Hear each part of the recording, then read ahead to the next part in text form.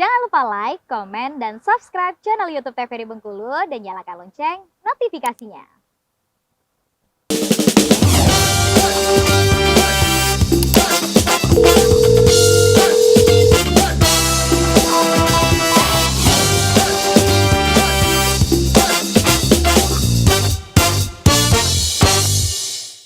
Halo pemirsa, bagaimana kabarnya hari ini? Semoga selalu sehat dan tetap bersemangat. Hari ini kembali hadir bersama saya, Randy Supriyadi, dalam program acara Dokter Kito bersama Kito Sehat. Tentunya hari ini kita akan sama-sama ya belajar mengenai tentang kesehatan bersama Dokter Kito. Dan kita akan membahas hari ini dengan tema disentri bersama dua narasumber kita, yaitu yang pertama ada Dokter Else Gempitasari. Halo dokter. Halo. Sehat dok ya hari ini dok ya? Alhamdulillah sehat. Alhamdulillah sehat. Selanjutnya sudah ada bersama kita Dr. Wenti Arbayeni. Sehat dok hari ini dok? Sehat alhamdulillah. Hari ini kita akan membahas mengenai penyakit disentri dok ya. Tentunya ini berbeda dengan diare dok ya. Agak.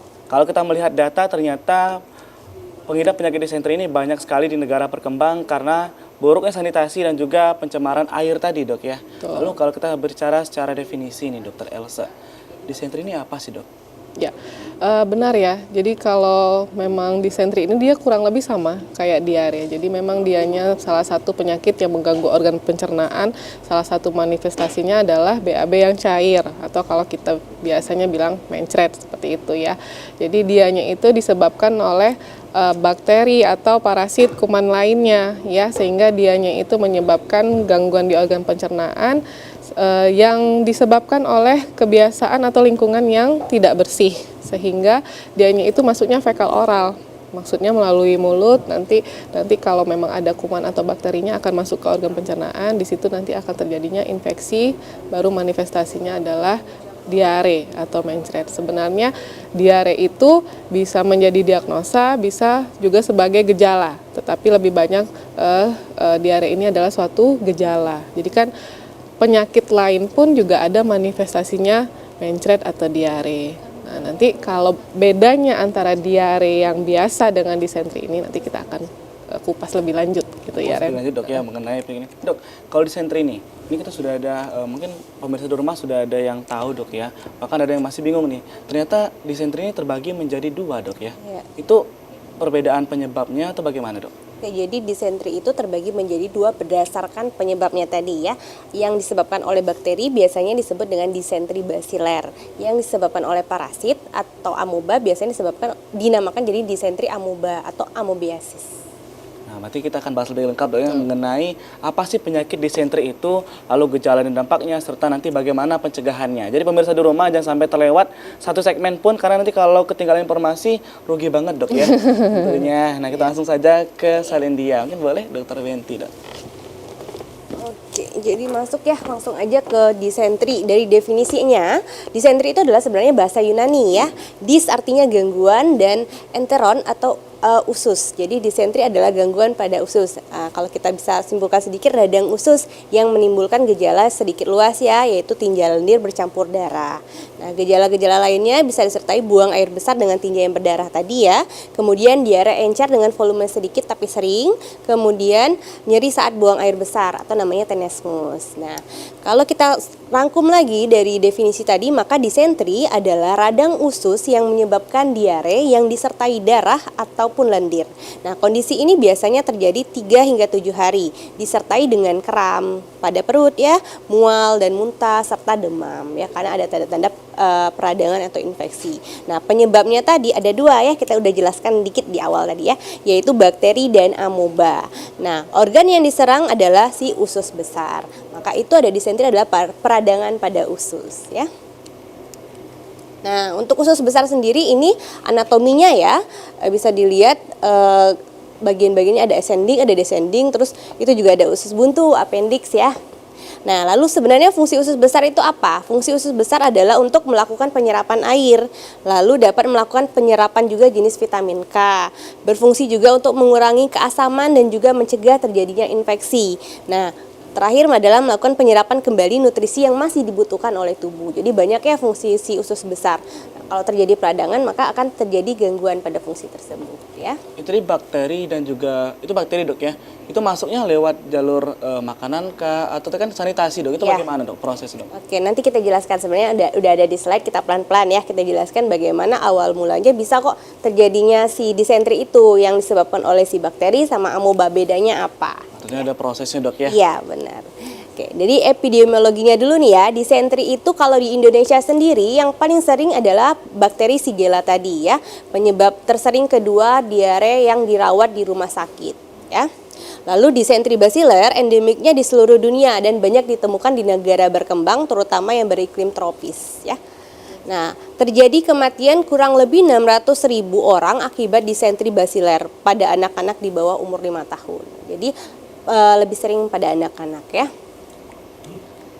Oke, nah penyebabnya tadi ya. Jadi kan ada dua nih, ada si basiler sama amoeba. Basiler itu yang disebabkan oleh si bakteri, biasanya Shigellosis juga namanya ya.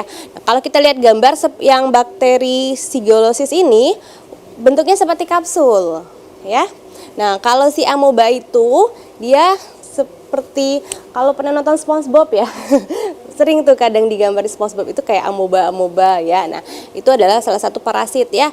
Amoeba yang paling sering adalah Entamoeba histolytica ya, yang paling banyak ditemukan di daerah tropis. Makanya itu epidemiologi si disentri ini banyak juga di negara tropis karena si amoeba itu banyak terdapat di negara tropis ya. Nah, tanda dan gejala umumnya. Oke, gejala disentri biasanya muncul 1-2 hari setelah terinfeksi si bakteri atau si parasit tadi ya. Nah, sementara penyakit ini biasanya berlangsung 5-7 hari. Nah, gejala secara umumnya, ini secara umum ya, nanti baru kita bedakan lagi nih yang amoeba sama si Shigella atau si basiler seperti apa. Nah, diare yang sering kali disertai dengan darah tadi ya, kemudian lendir, biasanya lebih dari 5 kali per hari. Lalu demam, mual, muntah, kram perut atau tenesmus ya. Nah, ini gejala klinisnya kalau kita lihat kita bedakan berdasarkan gejala khas, kasus berat, anak dan dewasa ya. Nah, untuk masa tunasnya dari beberapa jam sampai 3 hari akan muncul gejala tadi ya. Untuk gejala khasnya tadi ya, ada lendir, ada darah. Jadi kalau pada diare biasa, itu kan diare itu banyak penyebabnya, ada bakteri, ada virus. Nah, kalau pada si disentri memang hanya bakteri dan si amoeba tadi. Maka gejalanya adalah lendir ataupun darah. Kemudian nyeri pada perut atau abdominal pain, bisa disertai mual, muntah, kemudian demam, takikardi, sakit kepala atau sefalgia ya. Nah, untuk kasus berat ini terjadinya dehidrasi, kekurangan cairan ya, karena banyaknya cairan yang keluar. Lalu renjatan sepsis karena terjadinya ada proses infeksi di sana ya. Lalu anus luka karena tadi kan sering BAB, akhirnya bisa melukai bagian anus. Nah, kemudian yang punya hemoroid mungkin akan hemoroidnya atau ambeien-nya akan keluar karena proses BAB yang terus-terusan itu akan memicu keluarnya si hemoroid tadi ya. Kalau tidak punya apakah beresiko bakal ada hemoroid? Bisa beresiko kalau dia terjadi lecetnya nanti ya. Kemudian kematian karena gangguan sirkulasi perifer atau koma ya. Jadi tentu kalau pada kasus berat yang tidak tertangani bisa berakibat fatal ya. Nah, untuk anak-anak atau dewasa tetap ya gejalanya kehilangan cairan ya, bisa menimbulkan dehidrasi, asidosis dan bahkan kematian. Untuk dewasa biasanya demam, diare menghilang spontan dalam 2-5 hari. Itu kan paling banyak dehidrasi tadi dok ya. Itu kalau kita lagi sakit disentri atau lagi diare itu disarankan berapa liter sehari dok air minum yang harus kita konsumsi? Air minum ya. Kalau pada saat diare, ketika mencret atau ketika BAB-nya itu langsung harus digantikan. Jadi kita nggak takarannya berapa liter, tapi per berapa kali dia mencretnya atau per berapa kali dia BAB-nya langsung segera digantikan dengan Oralit 200 cc atau 1 cup gelas itu. Kenapa? Karena kalau air putih saja tidak cukup. Kenapa? Karena ketika diare yang keluar itu bukan hanya air, tapi ada natrium, ada kalium dan ada glukosa yang ikut keluar. Kalau digantikan dengan air putih saja tidak cukup. Jadi makanya harus digantikan dengan Oralit, ya. Kalau tidak mempan lagi dengan minum, nggak bisa minum lagi, maka harus dengan parenteral atau dengan cairan infus. Harus segera ke dokter. Benar sekali. Nah, ini klasifikasinya tadi ya. Untuk basiler itu yang paling sering adalah bakteri Shigella. Nah, bakteri Shigella ini merupakan jenis gram negatif non motil yang bentuknya kayak tongkat tadi ya, kayak kapsul tadi ya. Nah, ini dapat menyebar melalui makanan dan air. Maka itu tadi ya, kayak dibilang Randy tadi di depan, bahwa sanitasi itu berpengaruh sekali terhadap penyebaran dari disentri tadi ya. Nah, bakteri ini akan menyerang usus besar melalui makanan dan air yang telah terkontaminasi yang akan dikonsumsi oleh manusia. Jadi penularannya adalah fekal oral, masuk ke dalam mulut, itu akan menyerang si usus tadi ya. Nah, ada 4 jenis bakteri Shigella. Ini sebenarnya nice to know aja ya buat pemirsa TVRI. Ada yang namanya Shigella bodil, Shigella sonei, Shigella dysentery, Shigella flenerik ya. Jadi macam-macam, tapi tetap aja dia penyebab si disentri itu ya. Nah, kalau untuk amoebiasis paling sering tadi Entamoeba histolytica ya, adalah sejenis protozoa parasit yang bersel satu. Bentuknya kayak gitu, agak random gitu bentuknya. Kalau sering nonton SpongeBob sering tuh dibilang si plankton itu. Tentunya tidak terlihat, Dok ya. Ya benar, harus pakai mikroskop ya. Oke, jadi biasanya amoeba jenis ini banyak ditemukan di daerah tropis, karena memang amoeba tempatnya di tropis ya, termasuk di Indonesia. Nah, sama seperti jenis disentri yang disebabkan oleh bakteri, amoeba penyebab disentri dapat ditemukan di tempat-tempat yang memiliki sanitasi yang buruk. Balik lagi ya, sanitasi yang buruk artinya pencemaran air, pencemaran makanan, kebersihan yang tidak bagus. Nah, itu akan menjadi penyebab si disentri atau si parasit atau bakteri itu berkembang. Berarti dengan begitu ada kemungkinan, Dok ya, bisa saja ketika dalam satu penduduk dengan sanitasi yang sama, berarti bisa terjadi disentri massal. Bisa jadi wabah, ya, bisa jadi wabah disentri.